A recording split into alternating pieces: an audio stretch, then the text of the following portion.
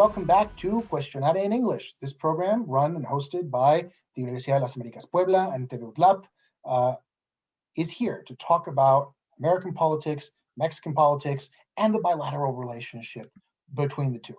I am Dr. Sam Stone, a professor of law at the Universidad de las Américas Puebla, and I'm joined today, as we are in every episode, by our alumna, Valeria Cotulenc, graduate of the International Relations major, and our student, Toño Montes, who is studying both IR and political science. Welcome back, everybody.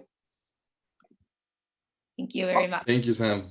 Sure. All right. Well, let's get started then. Yeah, we, as we've done the last few weeks, we continue to come back to this topic of immigration and vaccines for Mexico and how those two are related to each other.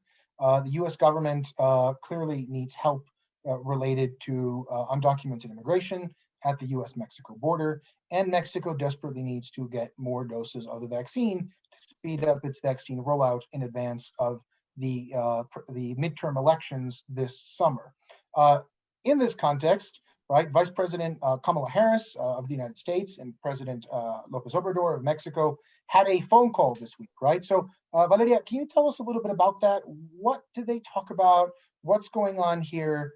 Why is this an ongoing conversation that's so important? I know we've talked about it before, but what's happening with this? Yeah, exactly. Like you said, Biden made Vice President Kamala Harris the person in charge of dealing with migration in the border. So it was a really important call. It kind of could have been the same as if he spoke to Biden, because Kamala has a lot of power in the administration. They've made sure that her role as vice president is not only a decorative role, but it's also a really important role.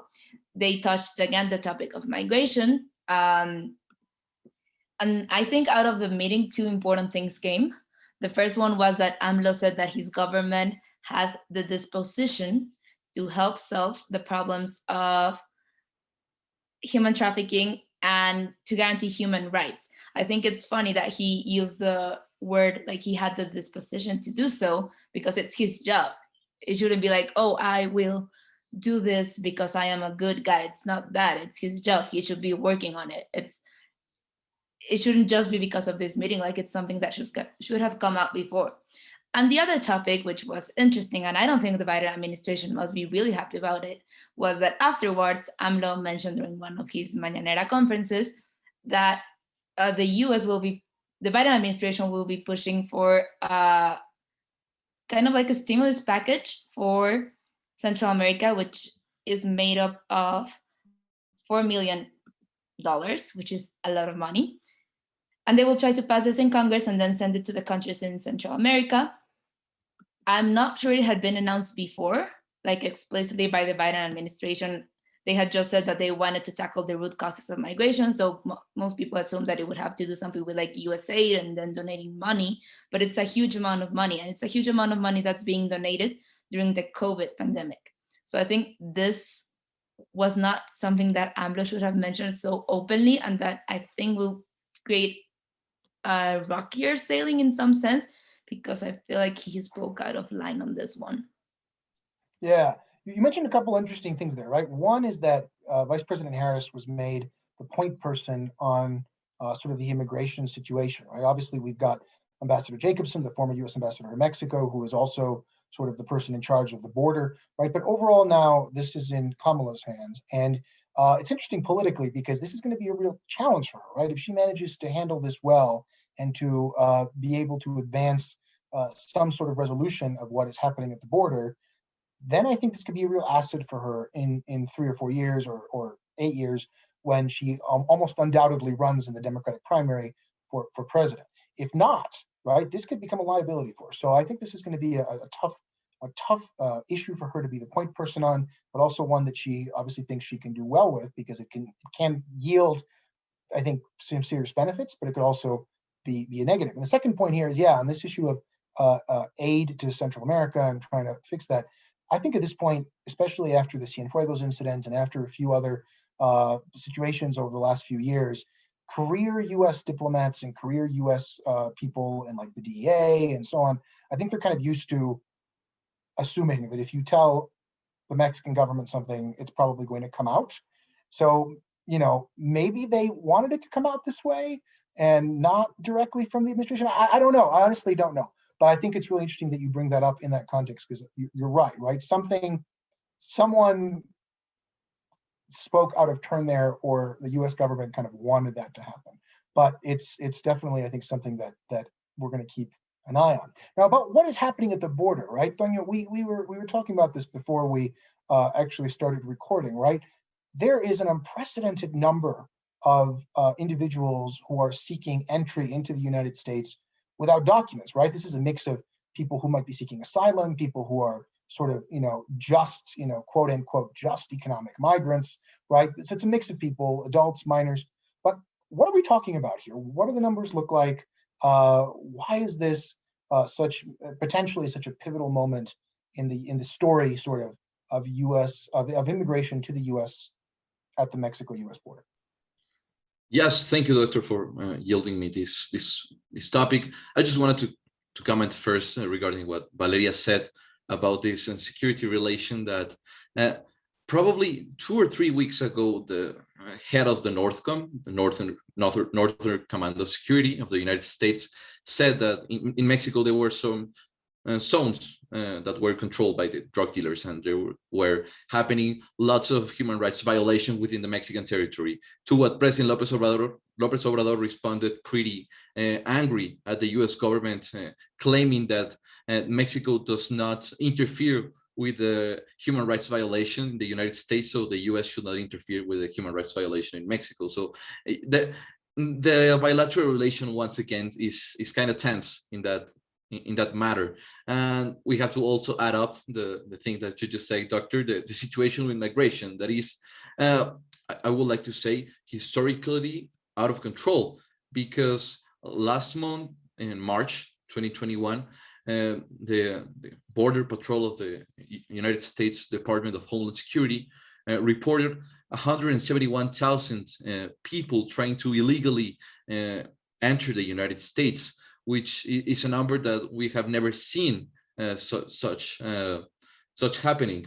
Even at the Donald Trump's administration, more hard or critical moments regarding migration. Let's remember this famous Via Crucis or Caravana Migrante in 2019, this migrant wave that started from Central America and wanted to enter the United States. At that time, we were 144,000 people. So this is around 30,000 people more than in the Donald Trump's most critical year regarding the situation in the southern border. So I think we have to assess the situation, seeing what both countries need at the moment. So we know that Mexico desperately needs vaccine, needs COVID-19 vaccines to fully vaccinate their population, probably not this year, but the following year, 2022. And the United States needs Mexico to act regarding the control of Mexico's southern border and the United States southern border, which is Mexico's northern border. So the thing is that Biden administration does not want to repeat the actions taken by Trump's administration, because that will be considered as a failure for their administration, exercising the same practices that they condemn strongly in their campaigns in 2020. Probably within the party, there will be some critiques if they start taking the Donald Trump's pathway, if we have to name it some point. But the thing is that the United States does not have a lot of short-term solutions regarding this situation. The people will still be coming, and they will still be coming to the United States border, just because Joe Biden said at some point that he will not be that hard on migrants, and they believe that speech, and they interpreted it as if he was saying that the borders were open in some way, shape, or form, which is not entirely true. In fact, he said, I think a month ago, that he was not encouraging migrants to go to the United States. He was encouraging them to stay at their home country. So we can see the situation is getting crazier and crazier at the time as we're speaking. Yeah, right. I mean, on the one hand, this is a long-term issue, right? This has been undocumented immigration in the U.S. has been picking up very quickly since the 1980s, really in the 1990s, right? This has also been there for a long time. But the number that you mentioned for March of 2021, right? It is an all-time high. It looks like, and it's definitely a peak in this crisis. So, for me, I've been in and around U.S. politics, following U.S. politics now for about 15 years. And during that entire time, immigration has been one of the top topics, at least at different points in time. But yeah, right, we are definitely seeing one of these peaks. What this also reflects is what you said, the US has no short-term solutions for this. It also doesn't really have any long-term solutions right now, right? The last 4 administrations have all tried to pass comprehensive immigration reform. None of them have been able to. The last massive immigration bill that was approved was in the Ronald Reagan administration. Right? So it's been a while, and the US really needs to do more to fix that. Whether that's going to be possible now with the very closely divided Senate and House of Representatives, I'm not sure. But it's definitely something we will keep looking at. Now, we said, right, Tanya, you said that this is basically the biggest issue for the US in relation to Mexico right now, is this sort of immediate crisis. And at the same time, right, Mexico's biggest need with the US right now is vaccine doses. So Valeria, what's going on with the vaccine doses? What is some of the information that we've gathered, right? The US sent 2.5 million vaccine doses of AstraZeneca down to Mexico. This was a few weeks ago. They were sent out as, quote, a loan of vaccines, not as a gift or just sending them to Mexico. So what's happening with that? Is Mexico going to get more vaccines from the US? If so, when? What do we know? It's a mess. I think that's the one word to describe it. Just for some context for our viewers here, Mexico so far in the 3 months that it has been vaccinating people, it has only fully vaccinated like with 2 doses, 1.03% of the vaccination, like only 1 million people have been vaccinated, and it's crazy. Mexico got left behind in ordering these doses. Like you said, we had to rely on the US sending us some doses. Allegedly, we are supposed to receive at the end of April, the beginning of May, some vaccines from the COVAX mechanism, which will also be AstraZeneca, but this one will not be produced in the US. They are the ones that are produced in India and in the European Union. So we will still be receiving AstraZeneca. We will continue to vaccinate people here with AstraZeneca, but I think the last vaccine has been approved here in Mexico, given the recent statements. We have the Covaxin, we have the CanSino, the Sinovac, the Pfizer? and Pfizer. We don't have Moderna either, and they've said that they won't ask or make any deal with Johnson & Johnson or Janssen because they have already covered the 200 million doses that they need to fully vaccinate all Mexicans. So it's crazy. It's a mess. I don't know if we will be getting more vaccines from the US. I think so, because people are really skeptical.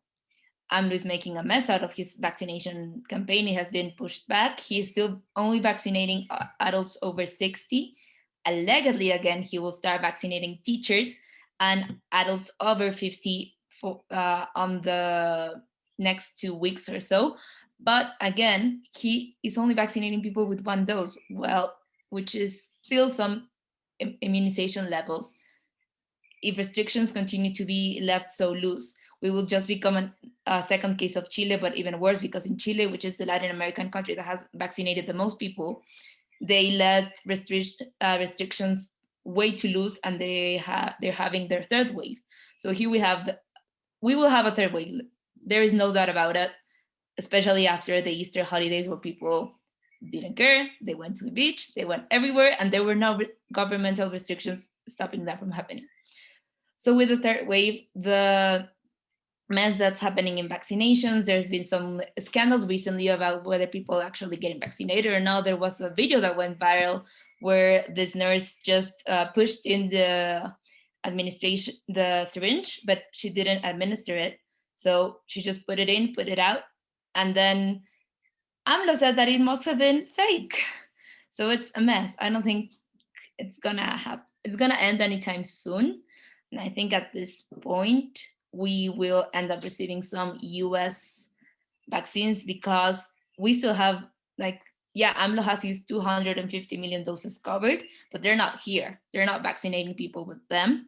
And then they have the mass that they're not vaccinating people with their second dose. And I think, especially considering that Biden has moved forward his full eligibility date to April 19th, he will expect Mexicans to also start to be more vaccinated. Why? Because there's this constant traffic. They need to open the border, because while you can fly in and out to the US, you cannot drive in and out to the US. And it's one of the most transited borders. So it's crazy to keep it closed because it will continue affecting trade. And if they want to work on economic recovery, then they will need that. So I think the Biden administration will continue giving the vaccines, but they can not really donate them, which is what we found out, which, Tanya, if you want, you can explain better, because I think you're more familiar with it. Well, if I may, Dr. Stone, I would like to comment the facts that Valeria was mentioning. So there's a big dilemma for Mexico and the United States. You have in one side the health, the national health of your population, and on the other side, the economy of the country. So both are extremely important, but in this scenario of COVID-19, they seem to be a hard situation for reaching this middle point in which we find a feasible solution for keeping, I don't want to say a lockdown, but keeping restrictions regarding the mobility of people without fully blocking the economy, which we have seen that is pretty important, because people need to eat, need to work, need to have a certain necessities covered by money, and money most of the time is earned through work, and people can't go to work if there's not the economy open or fully open in some parts of in the United States and Mexico as well. And regarding the bilateral importance of the border, we have a 3,100 kilometers border. It's one of the largest in the world, and probably the most transitated one as well. And we really rely on each other's trade. 80% of Mexico's trade is with the United States, and I think Mexico is the second largest economic partner with the United States as well. So the economic relation is strongly important. The crisis, or the topic of discussion is whether the United States knew before they made this deal with the drug companies, with these pharmaceutics such as Pfizer and Moderna and Johnson & Johnson, that the vaccines will be exclusively for the United States. They managed to legally interpret that lending is not given away, because they will be paid back at some point. We don't know when we're paying back those vaccines, 2025, 2026, we don't know, but at some point we will have to pay them. That's why we're being able to receive these doses, 2.5 million doses, I believe, from the United States, this Astra Zeneca, which I think has not been approved yet by the FDA in the United States. So that's probably another factor that is making them come to Mexico, because COFEPRIS, which is the equivalent institution as the FDA regarding the vaccine regulation in the country, has already approved the AstraZeneca vaccine, which has been somehow controversial, at least not in Mexico yet, but in the European Union, we have seen lots of countries complaining that, and this vaccine generates, you will have to excuse me, but I don't know how to say this word in English, coagulus, blood clots? Clots. Blood clots. C-L-O-T-S. Yes, sorry, these blood clots in people, they're getting irreversible damage in their bodies. So there has been some European countries that have suspended the administration of this vaccine, which is the first or the most used one in the European Union, and also a one that has been strongly used in Mexico. So we have this other problem regarding the AstraZeneca vaccines. And I think everything comes out to the discussion on the realpolitik regarding the situation. If the United States wants to incentivize Mexico to control or to put more troops in the southern border and the northern border to control this migrant wave, the most perfect incentive, there will be vaccines, because that's what Mexico needs right now. The United States needs to have control of the border. Mexico needs vaccines. Mexico can provide troops to protect the border. The United States can provide vaccines. So it's like a quid pro quo for the situation. And I think it's one of the solutions that probably López Obrador and Vice President Kamala Harris discussed at some point in the call. Yeah, I think that seems likely. And as we've said before on the show, I'm pretty confident that that's what's happening, right? These are going to be the two topics we're going to look at all year in the bilateral relationship. Obviously, we're going to be talking about many other things, and we will here in a second, right? But yeah, just for our viewers in the States, right? Besides the Pfizer vaccine, Mexico, on the one hand, has not approved Moderna, right, as we said, and has not approved Johnson & Johnson, I believe. But they have approved AstraZeneca, and we've also approved here in Mexico CanSino and Sinovac, as Valeria mentioned, right, two Chinese vaccines, and then the Sputnik 5, the Gamaleya from Russia. And so those just started arriving in large numbers, well, at least in some numbers over the last couple of weeks. And so they just started getting administered in the last few days, last week or so within Mexico. So that's going to be a big development here. And it just depends, right? How quickly can Mexico get its doses that it has purchased, because it has already contracted for them, right, from all these companies. The question is, how quickly can they produce them, and will they make it here? And if they don't make it here quickly, Mexico's going to need these doses from the United States. All right, so talking to sort of continue the discussion that has to do with the border, it has to do with the bilateral relationship, and moving away from the question of vaccines.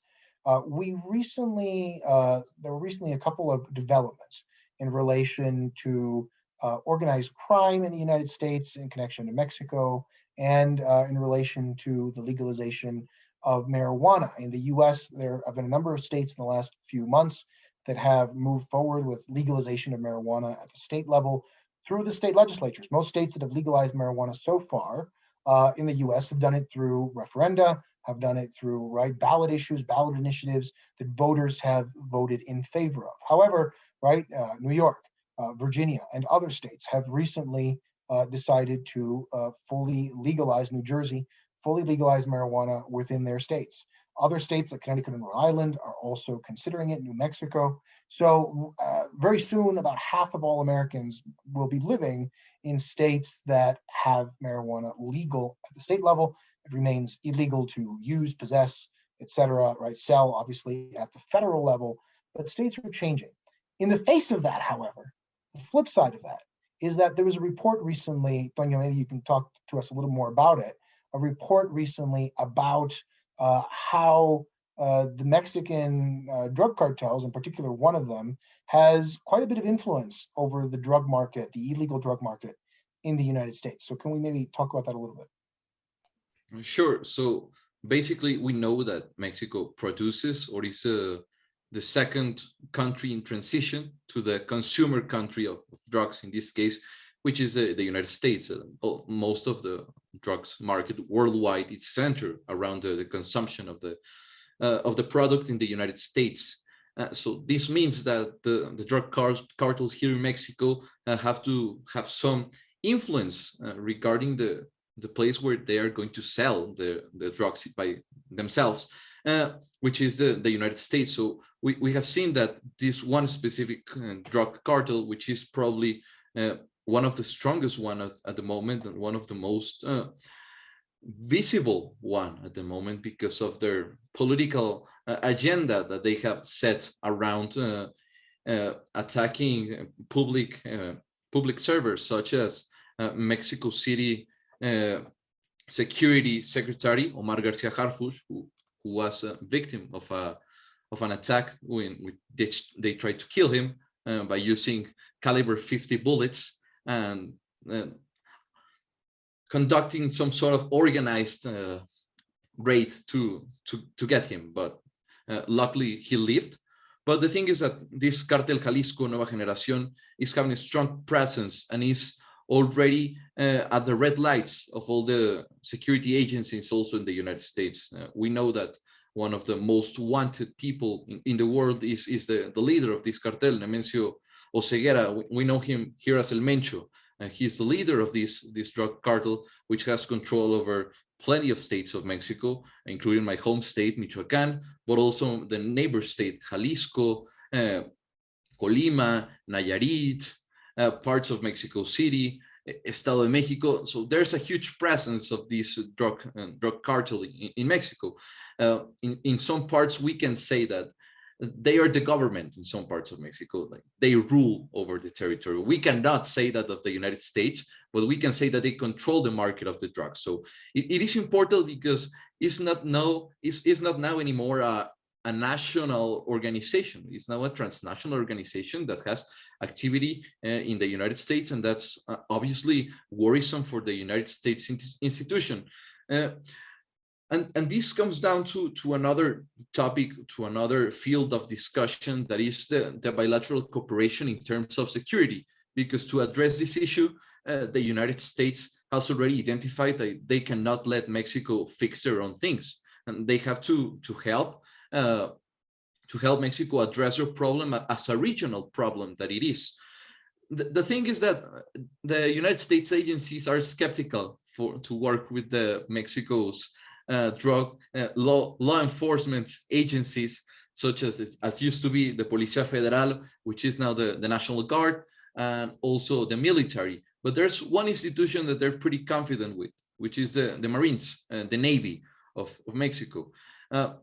We will need to see what kind of strategy does President Biden want to take in this matter, because he was vice president of the United States when the whole Mérida initiative, the famous Iniciativa Mérida, happened regarding the way that they're going to address the security situation. We are yet to see what kind of strategy does President Biden has to control the drug cartels here in Mexico and the United States, and how they're going to cooperate with the country. But this is a pretty important report to the United States, because it puts the item in the agenda to set a priority for the security relation. And this is a DEA report, or where is it coming from? Yeah, it's a DEA report. Let's remember that this drug enforcement administration is part of the Department of Justice. That is the branch that was born in the 70s as a response to the increasing exportations of drugs to the United States and the consumption and the health issues regarding the consumption of drugs. In the 80s and 70s was mainly a situation regarding cocaine and marijuana. Now it's a whole variety of drugs. As we discussed, marijuana is now being legalized by states in the United States, which in the 80s will seem impossible to make that happen, but now is in 21st century. The ideologies are changing, and now more states are open to legalize the consumption of marijuana. Even here in Mexico, we have the law. We have our prepared law is in the Senate hands, so it's a matter to Mexican senators to decide if marijuana becomes federally legal in Mexico. That's not the case in the United States. It's becoming legal, but by state legislators. So just by state law, there's no federal law in the United States that legalizes the use and consumption of marijuana. But probably this will enhance the way that the DIA communicates and works with Mexico, because after the tragic events that happened with Agent Kiki Camarena, the relation has been harsh and has been difficult to recover the confidence over the cooperation. But we have to see, like, what's the plan of Joe Biden, what's the plan of Merrick Garland and the Attorney General regarding this situation. How is this going to influencing the way that Mexico is dealing with this structural problem right now? Yeah, right. There have been a number of these murders of American officials in Mexico. Kiki Camarena back right in the 1980s, if I remember correctly, and then in 2010, I believe, there was Agent Jaime Zapata, who worked with a different agency. I think it was Customs and Border Patrol, but he was within Mexico, and he was assassinated by Zetas cartel on the road between Mexico City and San Luis Potosí. So there have been a number of these things, situations that make it harder, I think, for the U.S. to work together. About the legalization, by the way, just to know, right, there is a lot of pressure, right, in the U.S. As we know, there's no bill, I don't think, at least not one that's being actively debated before Congress, but a lot of progressive Democrats want there to be a federal legalization of marijuana in the United States, at the very least, a decriminalization.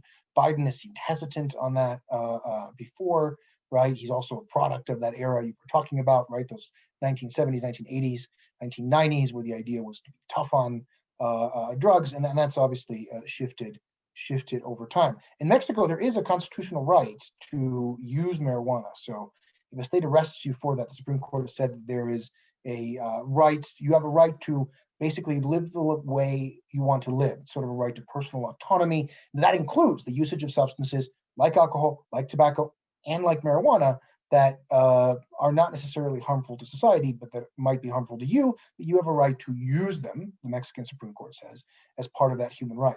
But the government still detains you for marijuana use, for marijuana consumption, for the sale of marijuana. And so a federal legalization law would be great. So we have this interesting position, right? How this develops, what we might see in the next few weeks and months and years about whether these legalization efforts have an impact on the cartels. I think that'll be an interesting discussion to have over this period. All right, one final topic we wanted to get to, and it's the idea of vaccine passports. This is something we've been hearing a lot about over the last few weeks, and I think we'll be hearing quite a bit about over the next few months, both in the U.S. And everywhere else across the world, at least in the developed world, right? So what are we talking about, Valeria, when we talk about vaccine passports? What are they, and then why might they be good, and why might there be opposition to them? Well, they're quite a controversial topic, as you mentioned.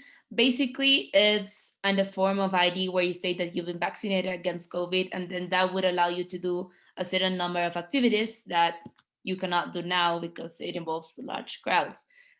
There's initiatives to do so in the US, and then there's initiatives to do so in the UK and in Europe. What sets them apart is that the one in the US is where it's being the most controversial because, as we know, Americans are all about their freedom, and some argue that this goes against freedom because it would restrict them from moving places, and then it could restrict them from accessing certain businesses or certain activities. We have the case of Governor Ron DeSantis from Florida that has banned the creation of this COVID passport because he says that it violates the rights, so he wouldn't be for it. But then within the same state, the NBA's Miami Heat wants to actually have vaccine passports as this kind of ID to enter the games. So it's going to be a huge controversy and deal because of this. Whereas the state might say, hey, you cannot have a vaccine passport, private businesses are entitled to say, hey, if you want to board my plane, if you want to board my cruise, if you want to attend a concert, if you want to attend this with lots of other people, then you need to be vaccinated. And this is, as we say, creating a lot of issues. We have this, especially regarding cruises, which I think is one of the biggest hit industries due to the pandemic. They're starting to do vaccinated cruises in Israel. And currently I think it's Royal Caribbean that's suing the CDC to allow them to start doing cruises without having to vaccinate all people because not all people want to get vaccinated. So it's a huge deal between this and that. And then the biggest point that I was saying before between the difference of how it's being done in the US and then in the EU and the UK is that in the UK and EU, it's mostly touted as a government initiative. So the government would be the one doing it. And the EU has not discussed just a COVID passport. It would be more like a COVID passport, actually. Sorry. You would just have to scan like a QR code, and then you could store your negative test there, and then you could say if you've been vaccinated there to allow people to move freely. Because again, within the European Union, people are allowed to move freely because of the Schengen zone. And in the US, it's being given to private tech companies, which is a huge deal considering all the scandals with data companies and techs in the US, especially considering the mess that was Cambridge Analytica. And it's also been a big topic because while the government has said that they're not open to doing so, there's evidence that they've also started working with these companies to test how that would work. So citizens are protesting against it, the same way they're protesting against getting vaccinated, because not everyone in the US wants to get vaccinated. Yeah, it's definitely going to be a complex topic over the next, at least this year, probably into the future, as long as we don't reach herd immunity in the United States or in Mexico or anywhere else, right? You're going to want these, and even if you do, but I think a lot of people are going to want these vaccine passports. And it's going to be, I think, a wedge issue that Republicans will try to use in the United States to paint Democrats as sort of these overreaching, anti-freedom people, right? Because they see it as an infringement on your freedom. Well, of course, the private businesses, as you said, exactly right. Private businesses can ask for what they want, right? Before we began filming, you mentioned a video that went viral, right, of a woman who went into a bank branch in Texas, I believe, no mask. The bank, because Texas lifted its mask requirement, right? It's no longer requiring masks. And yet this bank does require masks to go into their branches. And this video went viral because she was yelling at a policeman who was asking her to leave the premises because she wasn't wearing a mask, and she keeps insisting it was her freedom and the state didn't require masks, but the business does, right? So unless states want to start passing laws limiting what people can do with their private property, which is not something that Republicans, at least in theory, would be in favor of, right? You're going to be dealing with many businesses across the country, including in Republican states, that are going to want to have something, right? It's interesting, by the way, that it's the Miami Heat. I'm not sure if other sports besides basketball are looking for this, right? But basketball tends to be the most progressive of the three big sports in the United States. The audience, right? The audience for basketball tends to be much more progressive than the audience for football or for baseball. So I'm not sure if that has anything to do with it, but just something to keep in mind. All right. I think we're going to leave that here for today. Valeria, Toño, thank you so much for being here with us and discussing all of these important topics. We're going to keep on top of it. We'll also start hopefully bringing in some guests in the next few weeks so that we have even more of a sort of diverse opinion on the show. But again, the whole purpose of this is to keep everybody informed what's going on in the US a little bit, what's going on in Mexico, and how they work together, right? So many of us, myself included, right, have strong ties, family, I know financial ties to both countries and have a stake in the future of both countries. And so part of the idea of this is to make sure that we can be continuously talking about it, developing it, and giving you the perspective of folks who have experience on both sides of the border. So on behalf of the Universidad de las Américas Puebla and TV UDLAP, we thank you for being with us today. Remember to check out TV UDLAP's Facebook page. There are often programs like this on many, many different topics that you might be interested in. And well, just make sure to follow us. Every Monday, we will be having this program. Thank you very much. Have a good evening.